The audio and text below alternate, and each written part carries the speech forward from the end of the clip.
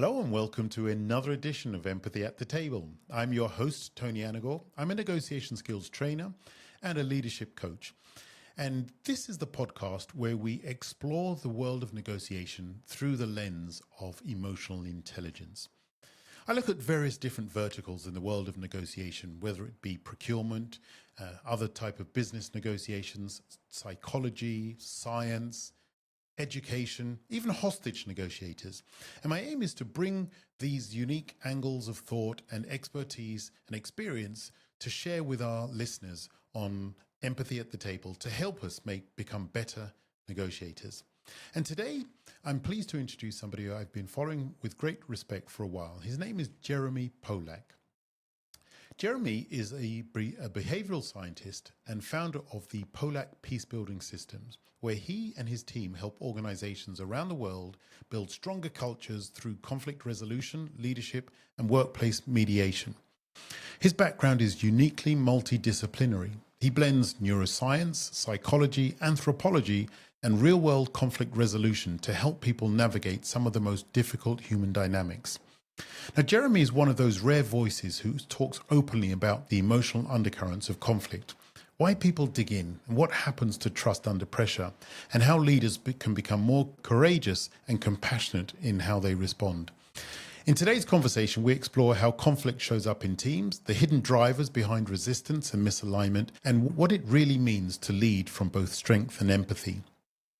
From his background in martial arts, Jeremy shares his deep knowledge and experience on how the fact that he has been dedicated to martial arts all his life, how this helps him show up at negotiations with a high level of confidence and compassion for others. It's going to be a great conversation. I look forward to speaking with Jeremy Pollack on Empathy at the Table. Hello and welcome to another edition of Empathy at the Table. And it's my great pleasure to introduce to you all the way from Miami, Florida, Jeremy Pollack. Jeremy, thank you for joining us here on Empathy at the Table. Glad to be here. Thanks, Tony. So, Jeremy, I've been told by my editor that I need to make my introductions a bit more interesting because I seem to say the same thing. So we're going to unpack the box straight away here. I've read one of your quotes, which I really love, and it says this: every conversation, every exchange of value, every choice to spend time or resources, we are constantly weighing competing interests and solving problems. So we're always negotiating.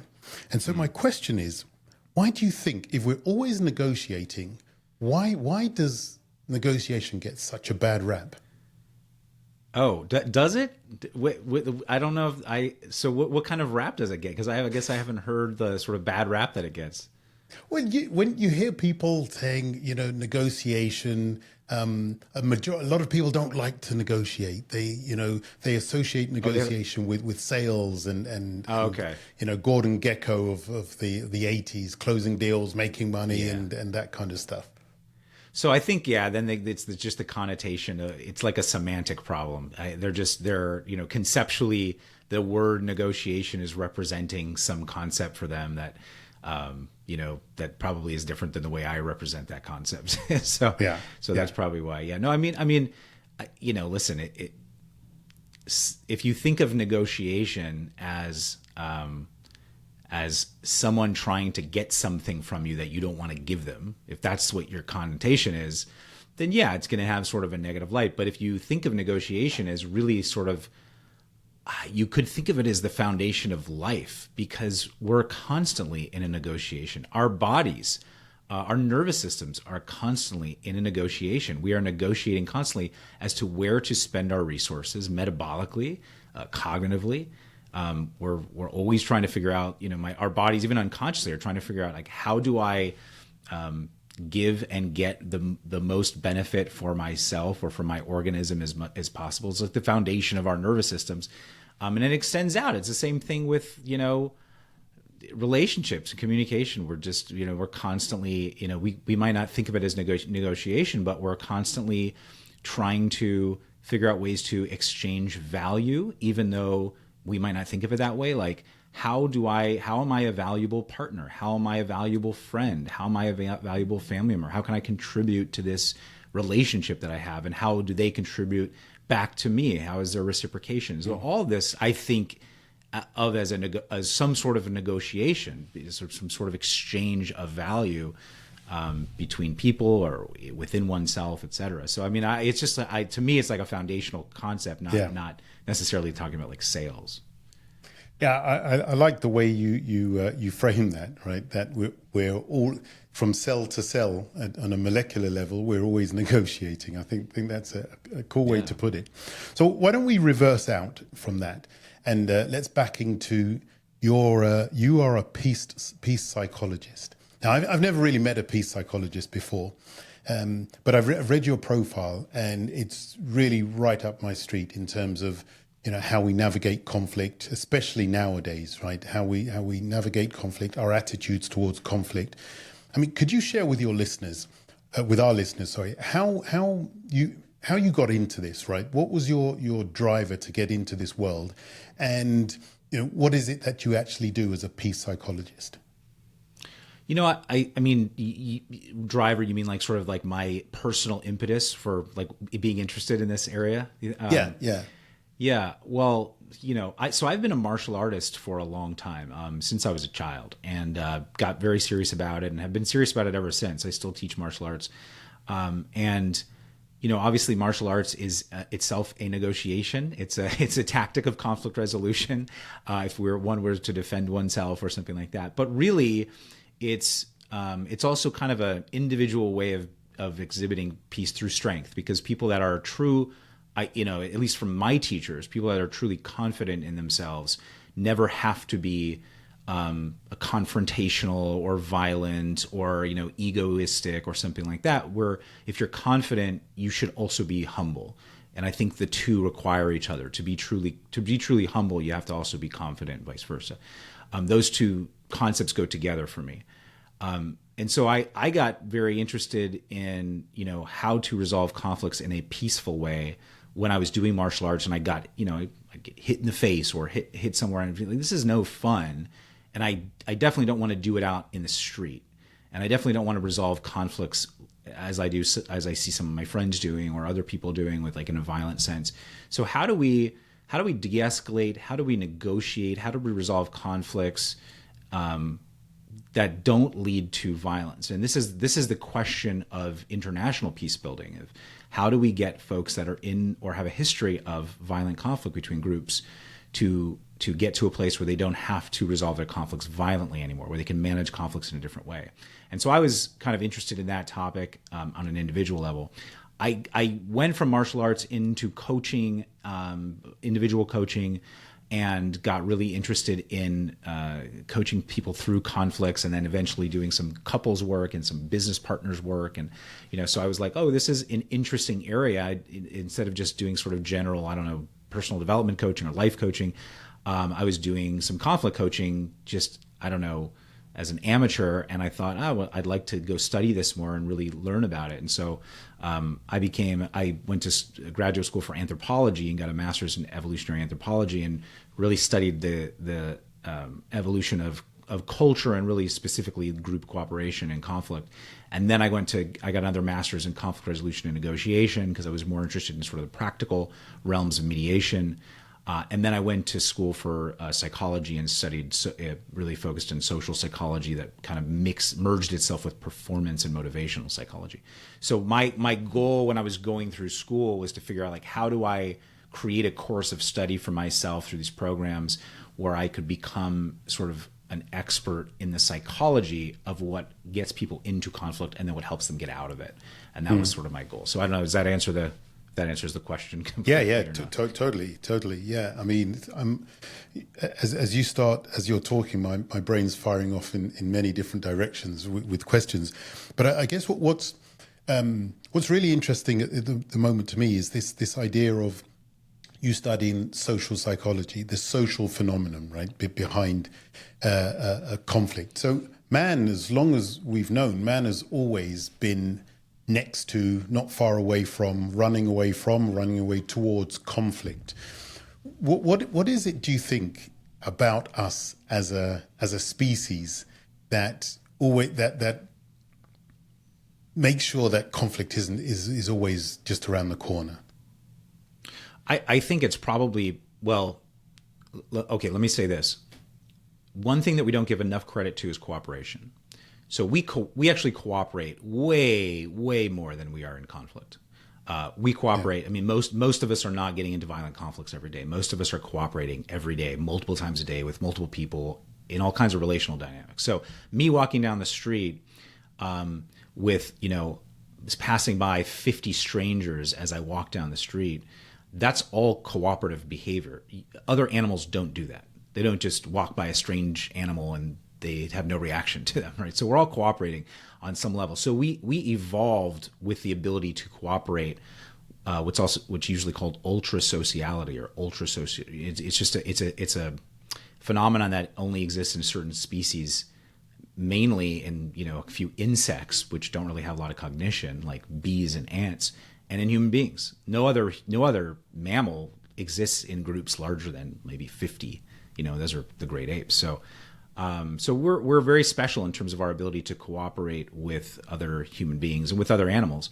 And so conflict, I think you could look at conflict in all kinds of different ways. I mean, every single animal on the planet that is either a predator or prey or both is in conflict essentially with its environment because it's being hunted or it's hunting and it can't get the food it needs, or vice versa. So we evolved just like other animals with the ability to cooperate with our fellow species, or also our in-groups even more so. And then, also that I think that comes sort of, it's sort of the opposite side of the coin. It just comes along with the capacity for conflict as well.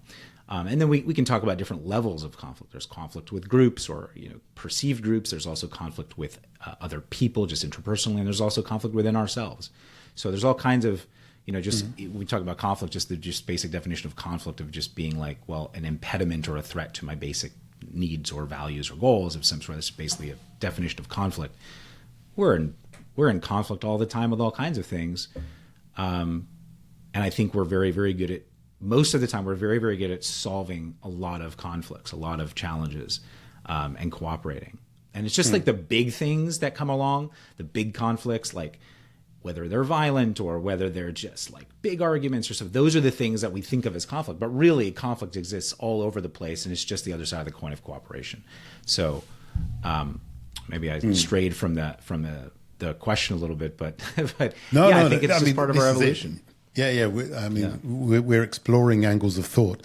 And there's something, again, I read about what you said, which I really, really liked. And you said, if you're at peace with yourself, you can't be in conflict with other people.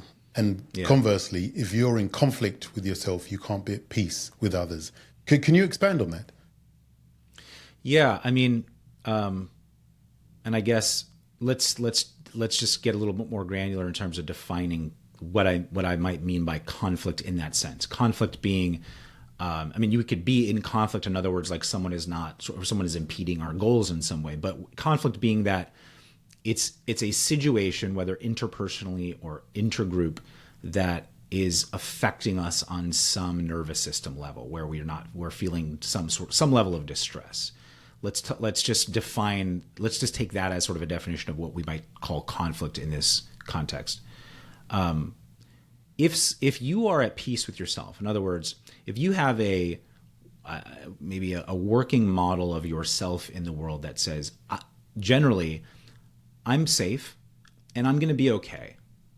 Like whatever the world throws at me, I'm confident and humble enough to know that I'm not that important, but also that I can take care of myself and I'm a unique, interesting being, and I accept myself and I love myself, and not in an egoistic way, but like in a genuine way.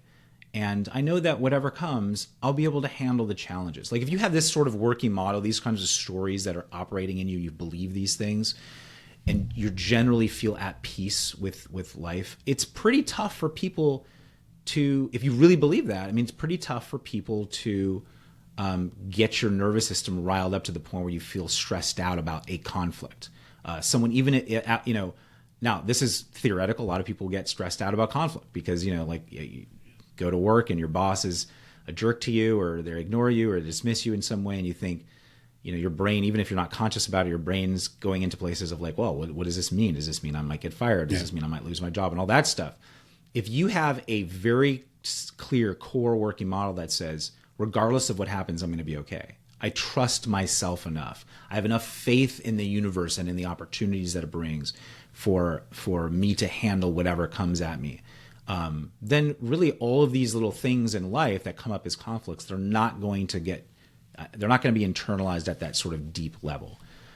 When something does get internalized at that deep level and you start feeling like, oh, your nervous system is riled up, meaning you're stressed out, your brain's kind of in a loop thinking about something over and over, that is an internal conflict. That is you in conflict with something, whether it's with your perception of what happened, and then you won't be able to handle it in some way, and so your resources will be drained or whatever that is.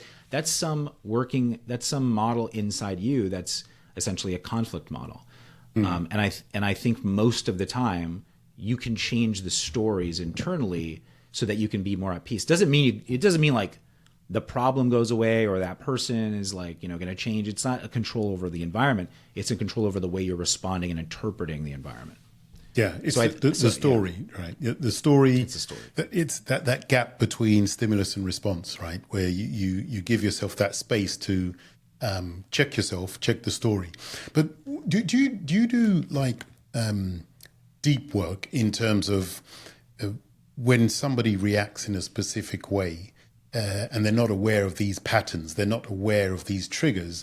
Do you do like the deep work in where did that come from? Where did those patterns, where did you inherit them from? You weren't born with that kind of a set of responses.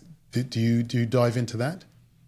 Yeah, I mean, I personally do in my coaching. I think that's, if you want real change on a lasting level, that's where it has to be. I mean, I think actually this is one of the areas that conflict resolution over the last, 50 or so years or maybe 100 years even, as it's become a more formal practice or more formal academic discipline. I think this is one of the areas that it has been lacking in, is working at the deep psychological and even at the neural level with folks, and trying to get them to change their internal working models of what conflict means and what it means for them and that sort of thing.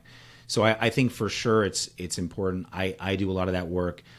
That work starts to merge into things like you might do in psychotherapy, although I'm not a psychotherapist, but it kind of merges into some of those things like, attachment styles, in internal family systems work, something that's, there's things called, I've studied this thing called pain reprocessing therapy, which is basically like chronic pain management, but it's all nervous system based. And the same thing applies, in my opinion, to conflict, to ongoing sort of prolonged conflict.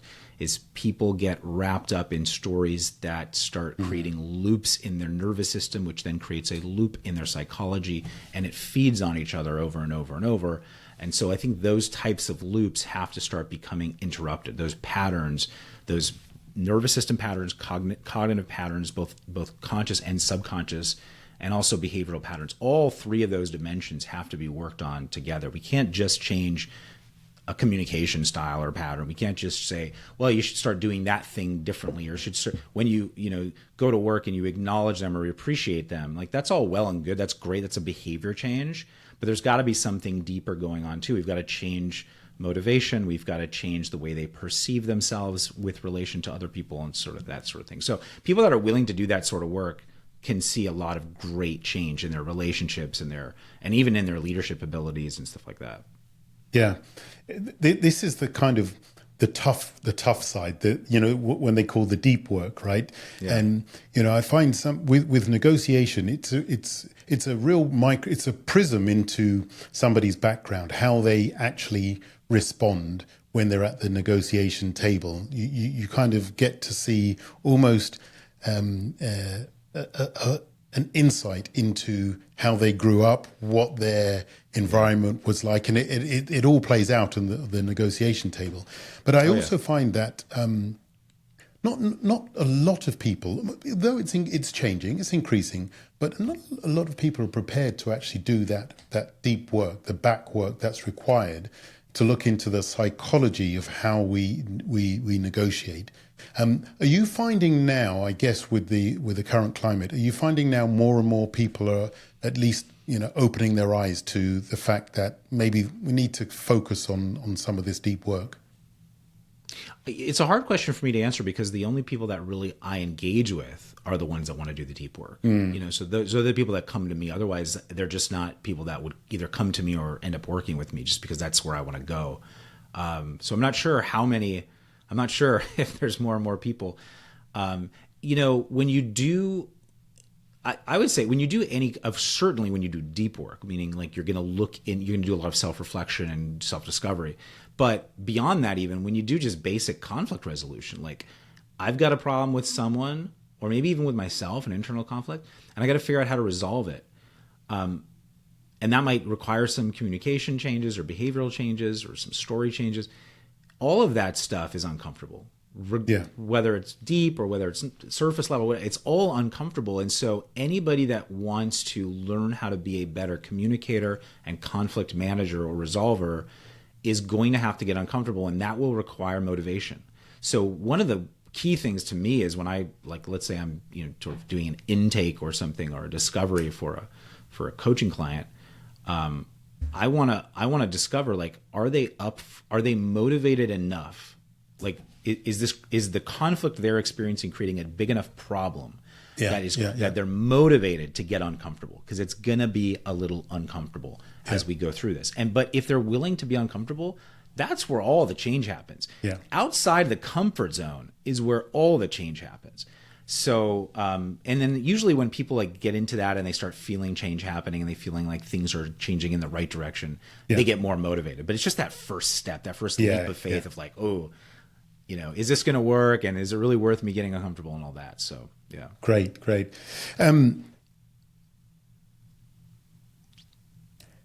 There's 4 of them. I've written them down, your 4 archetypes, which I love. And the reason I like it is because I'm really a big fan of breaking things down and naming them so we can associate with them and we can look at the characteristics.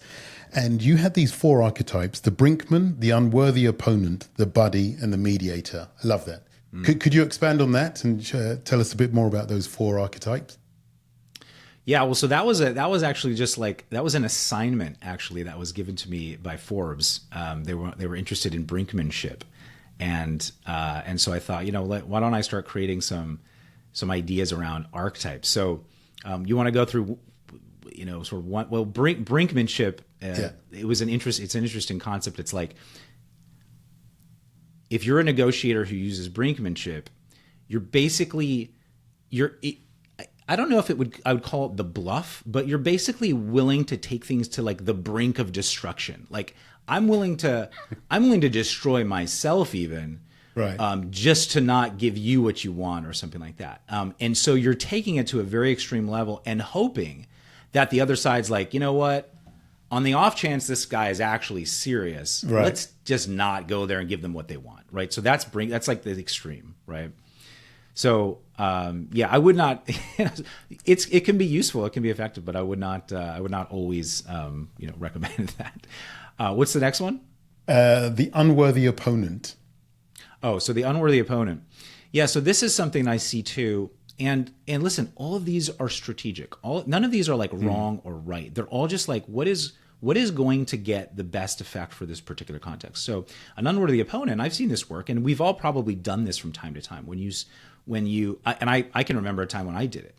So, for instance, I had a copyrighted image on my website. Didn't know it was copyrighted. I think I paid a web designer to build my website, and he put an image on there and didn't tell me it was copyrighted. So anyway, I got a letter from one of those image companies. I don't know if it was Shutterfly or Getty Images or something. And, they have this whole department that goes after people and tries to scare them into paying them some exorbitant amount of money for one image on their website, which is a total, I don't know, to me, it's a total scam. So they're kind of like, that tactic for them is kind of like brinkmanship.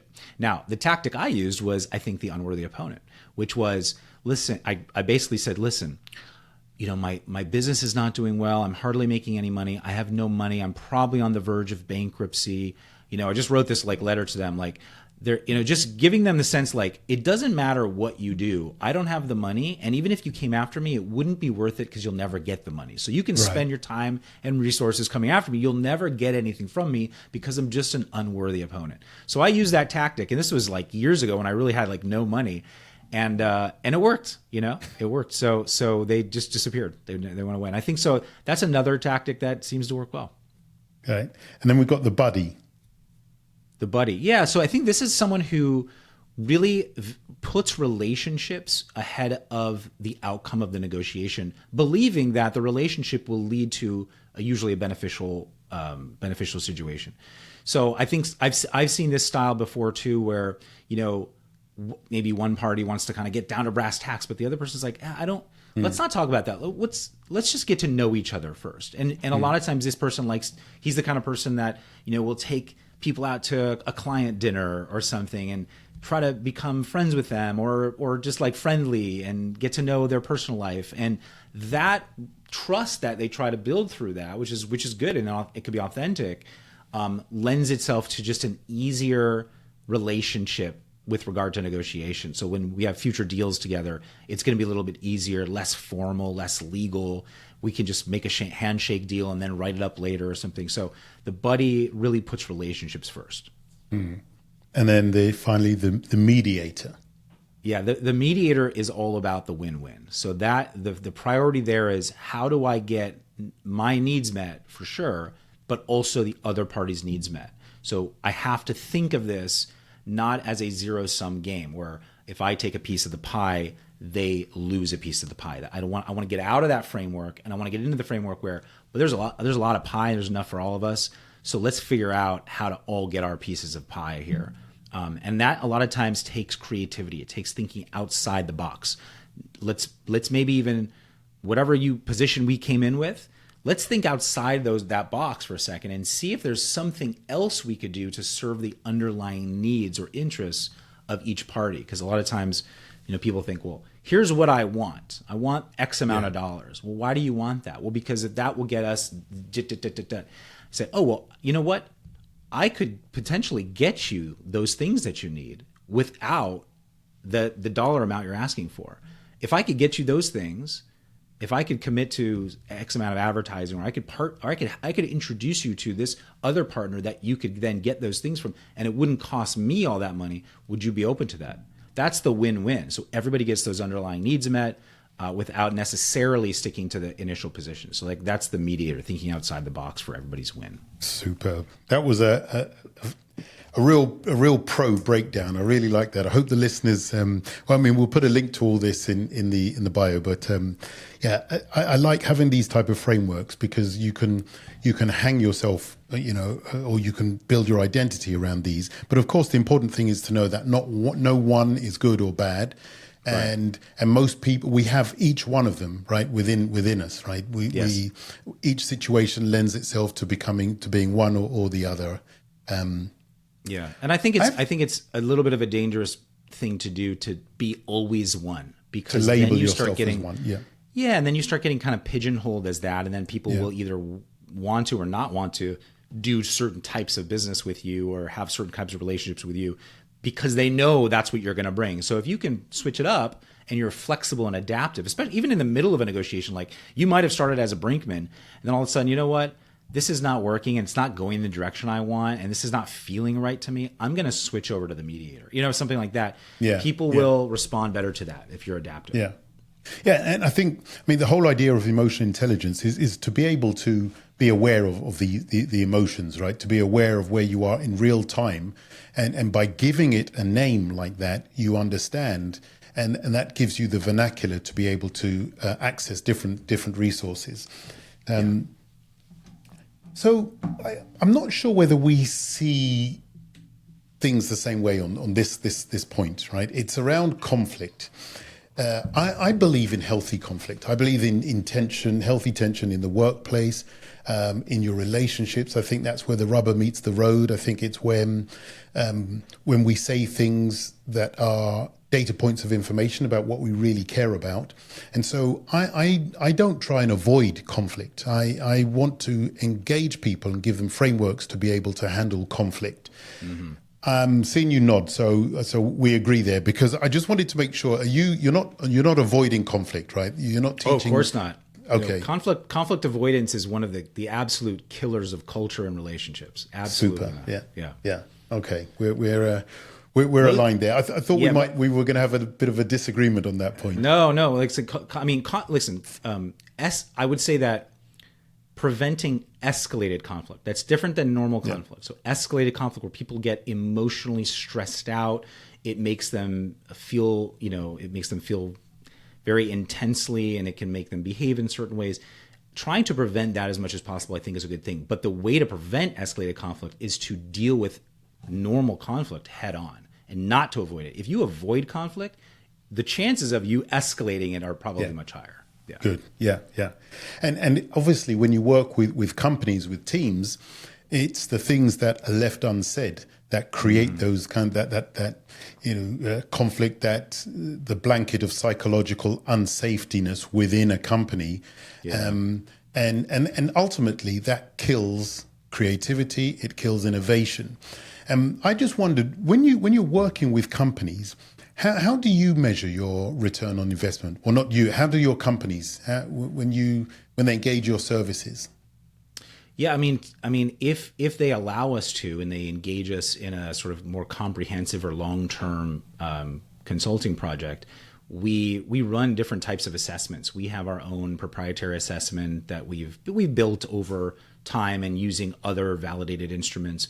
But I like to run assessments as much as possible, not like frequently, because we don't want to over survey or over administer people, but like if we do, like for instance, I've been working with a company now for several years, doing all kinds of coaching with all their executives and their managers, and we're doing sort of leadership training and stuff like that, all focused around better communication, conflict management.